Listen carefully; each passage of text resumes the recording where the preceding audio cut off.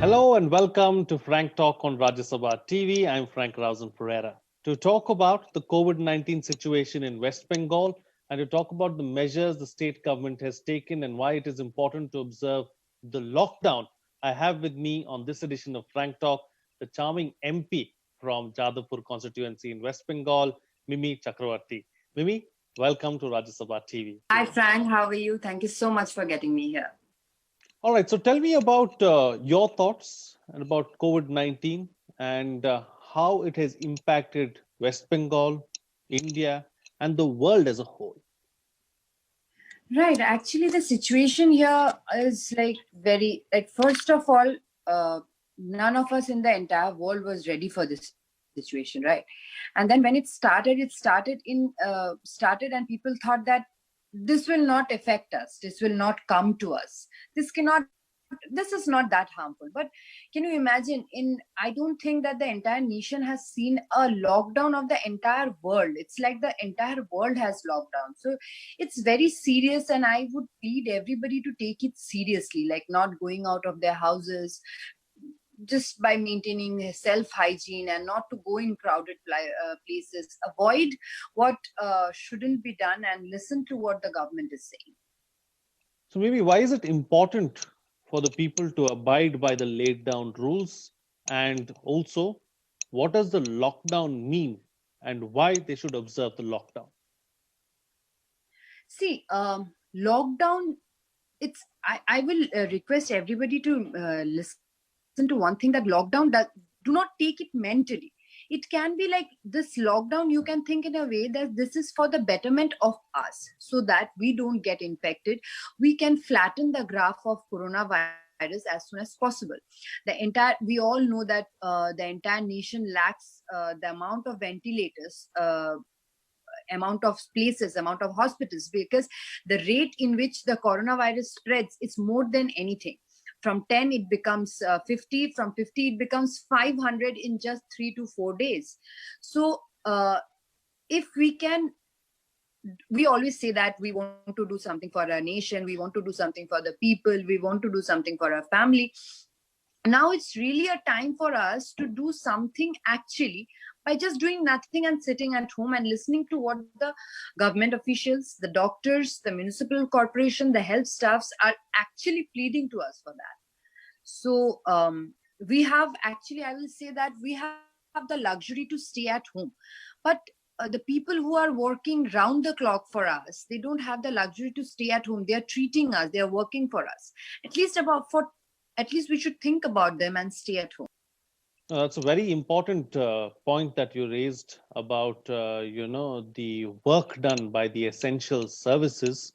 What is your message to the essential workforce and the staff associated with the times right now? We are, of course, in the comfort of our homes, but those people who are going out there and doing the work and putting their lives on the line.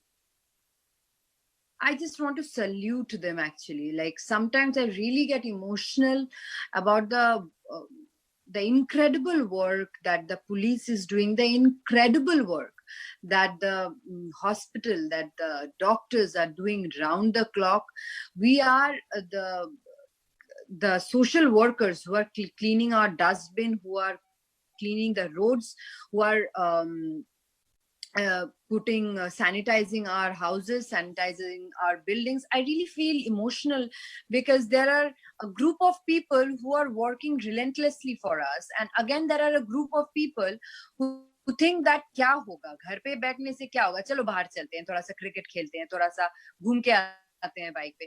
So I really feel sad because of this mentality, like the doctors have family, the doctors have their parents, the doctors have an entire group of people waiting for them, but they cannot go back to their house because after working from hospital, they're going to the quarantine centers so that they don't infect their family. Can you imagine the stress, the pain they are going through? If by staying at home we can lessen it a little bit, I think we should do it. And the police, incredible work they are doing. They are going from door to door. They are serving food in this scorching heat. They are standing in the sun so that people do not overcrowd. And people are misbehaving with them. This saddens me somewhere, with the mentality that people have.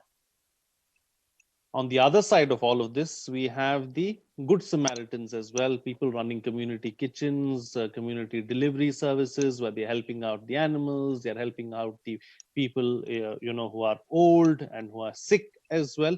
So anything that comes to mind immediately for you as far as good Samaritans are concerned that you would like to share?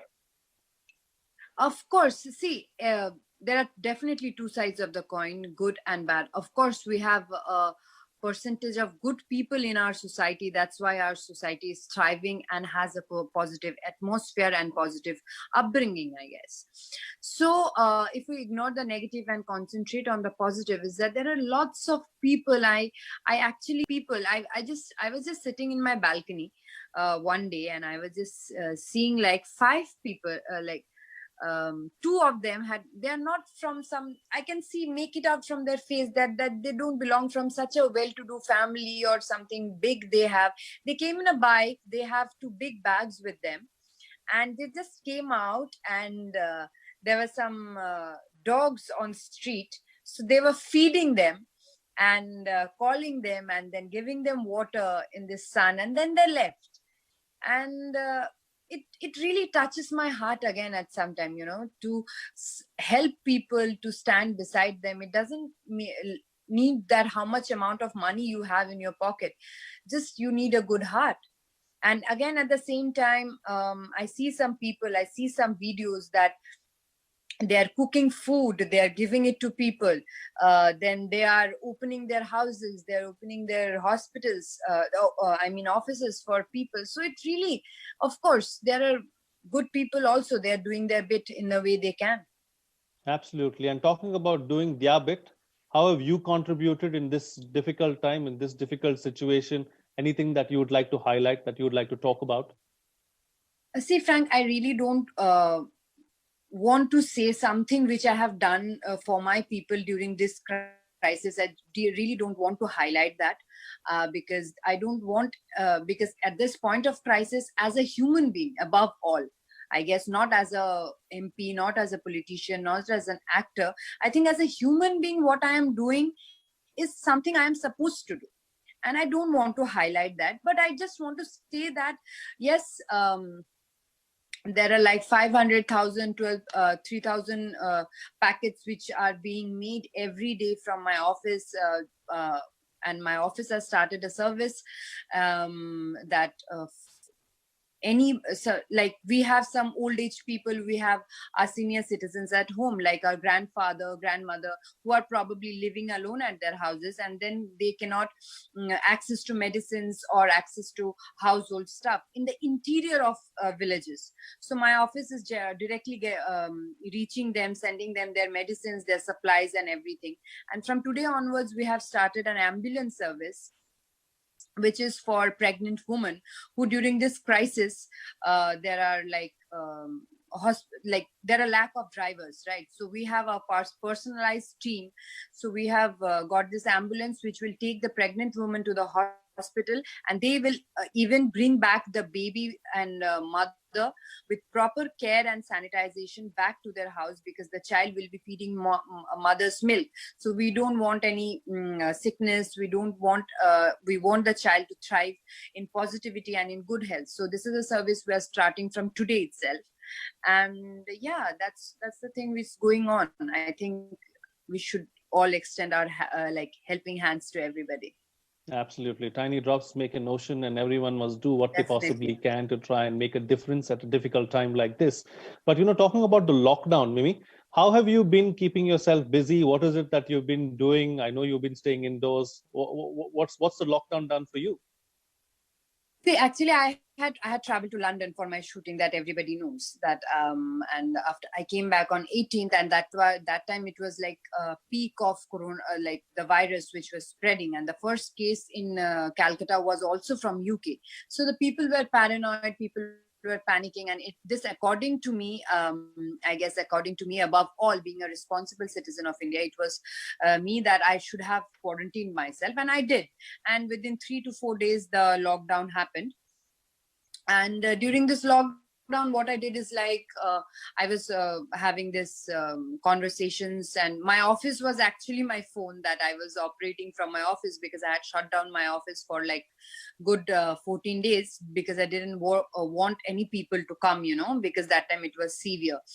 So I was always on this conference call talking with 5 people, calling up my and calling up my friends I know, that if they can extend some help, and I'm thankful to all my friends, my brands, who are also helping us in a great way. People I know who can help, so I'm calling them up if they can give us like do bodi chawal and dal and aloo, and then I also have this NGO of dogs, and so their medicine supplies and their food, because there are at least 300 dogs and 100 cattle and cats and lots of animals together, so they are also being taken care of. And then the place where I stay, there is a ground where are like 20 dogs which lives there, so my staffs are at regular basis feeding them, giving them water. So yeah, these things are going on. I'm monitoring the staff, and yeah. Okay, so that's how you're keeping yourself busy really at this time of Yes. lockdown. So you spoke Yeah. about panic and paranoia and how there is a lot of it Yeah. really as far as the society is concerned. How do you believe Right. that we can reassure them, send out a positive message to them, and let them know that there is no need to go into paranoia? Of course, I will request everybody that there is no need to be paranoid. There is no need to panic, because the more we panic, the more we stress our brain, the more we think that what we are doing, what will be done, what will be the future. So I will request everybody one thing at a time. So at this time, we are requested to stay at home. At this time, we are said to maintain health and hygiene and take care of ourselves and the people we can extend help to. So I think let's take one at a time, and not to think that we have to stay at home, or we are like, we are confined in a home jail kind of, we cannot go out. Let's not think in that way. Let's think in a positive way, that we have always complained that we don't have holiday, we don't have enough time to spend with our family, we don't have enough time to finish a book, we don't have enough time to at least pray to God. Time nahi milta hai yaar, time nahi milta hai yaar. We always say this thing, that we don't get time for anything else in life. Now I think we have got a chance to spend some quality time at home, finish our books, learn something, learn new words. At least I will tell everybody that everybody has some skills within themselves. Let's nurture them. Let's write. And if nothing to do, at least in this lockdown, in this 21 days, what you have done, I'm doing that.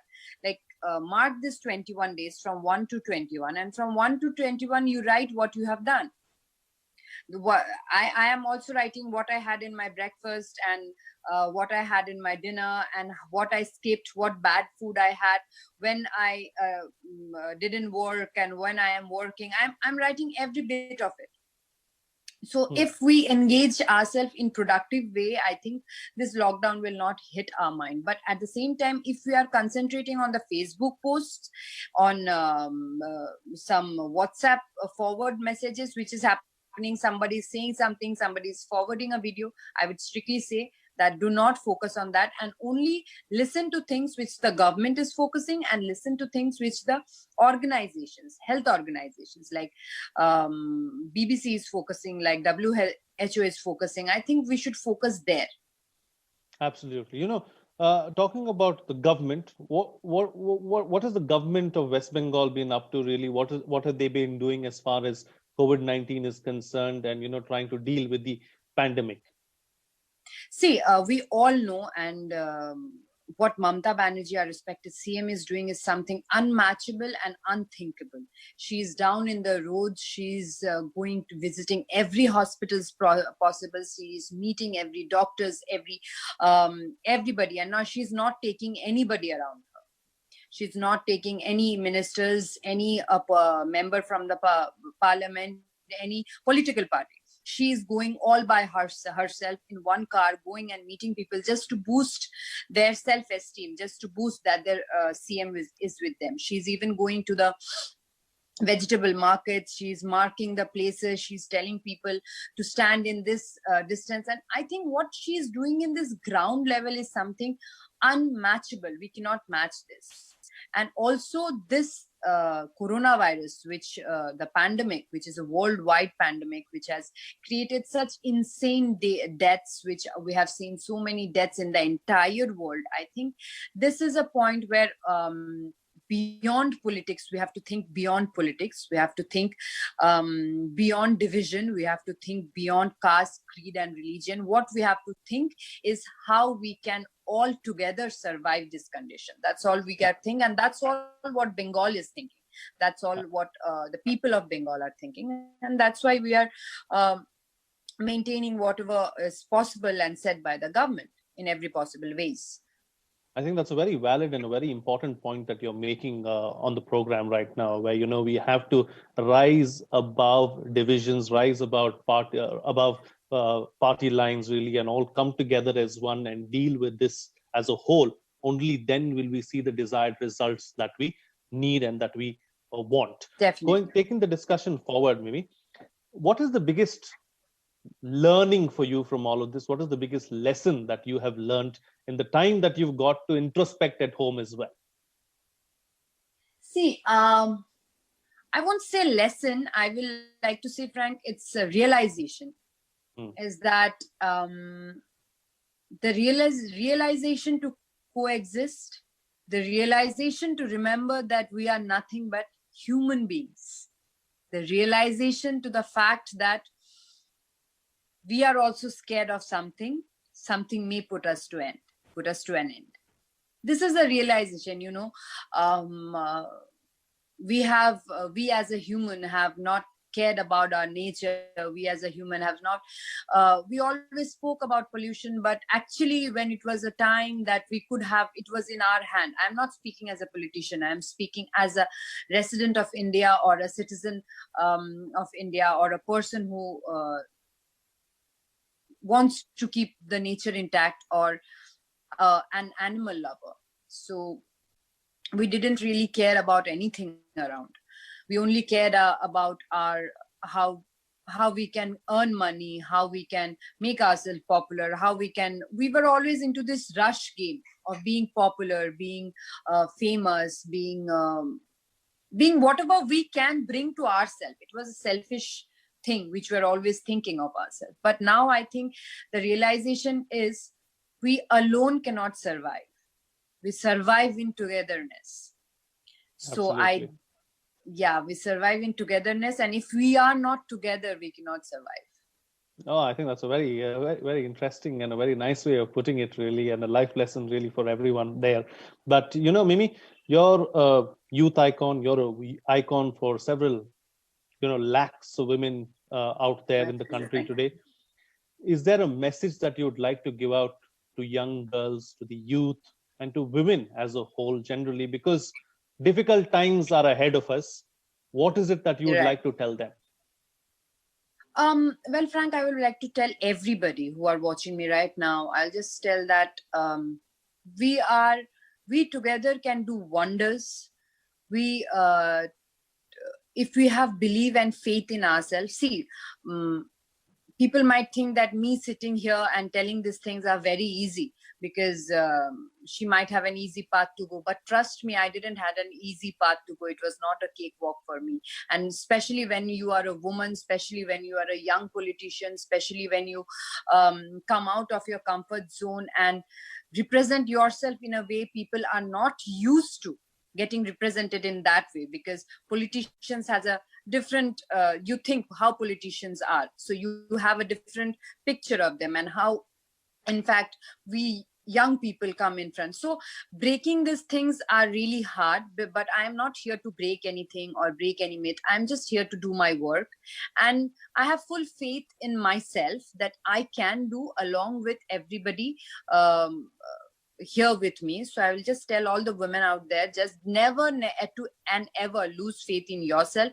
You are bigger and above everything. And if you decide in your mind and especially in your heart, then you can do something, then you will of course be able to do it. Absolutely. And I think there are difficult times ahead, Mimi. So, as Of far as the course. youth are concerned, they're one concerned about jobs, they're concerned about unemployment. Is there a Right. plan for them? Is there a plan for them? Do you have something in your mind that you would like to leverage as a member of parliament for the youth of this country, especially those who are concerned about jobs, unemployment, and those aspects? See, Frank, like frankly speaking, like I will just like to get it very clear that at this point of time, I'm just taking one thing at a time. I think that if all of us survive this situation, we will definitely sit together and plan something for the future. Definitely, because I am an actor, right? And I am also a politician. An actor, for an actor, the money comes on working basis. We work per day, we get per day. If we are doing a film for 3 months, we are getting paid. If we are not working for 6 months, we are not getting paid. My money comes from my acting, not from my politics. So yeah, that is also a point of my concern, that what will happen to my industry? What will happen to the technicians who are not being able to work on daily basis because their wages are on daily basis? Same happens with me. So yes, of course, that tension, that worry is always there. And of course, if we survive this, and I'm sure we'll survive this together with a positive thinking, and when we survive this, of course we'll all come up with a plan which will be like suitable for all of us, including me. Absolutely. And what's the best way forward, do you think, over the next few days? Let's not talk about way too much in the future, but maybe over the next 10 Right. days or next 1 month or so, where we get into a difficult and a challenging time. What is the best way forward?